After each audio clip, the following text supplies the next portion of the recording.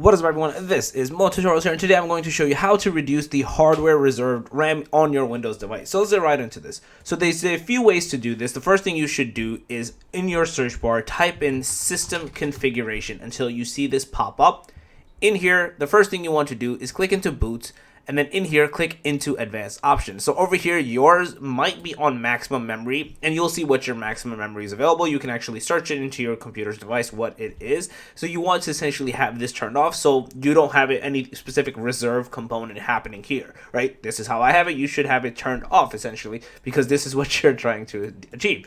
The next thing you should do is back into your search bar, type in advanced system settings, basically, which is this one, and in here you're going to automatically come to the advanced tab, but then you're going to click into performance and settings, and then click into advanced again, and then over here you'll see there's a virtual memory component, which it says a paging file is an area on the hard disk that the window uses as if it were RAM, etc., etc. You can change this, and then right now it's on automatic, but you change this to basically unclick this, and then you choose a custom size, and then you see what the space is available, and then you do all that good stuff yourself to basically get the map, because you can see minimum allowed, recommended, currently allocated, right? So it gives you a perspective of like what's happening. This is where you are able to choose your own, or like up or down, how you want to. Obviously, don't go beyond what you can, obviously. So yeah, that's basically it. If you guys like the video, please smash thumbs up. If you guys are new to the channel, make sure to subscribe, click that notification out. Mo Tutorials out. Peace.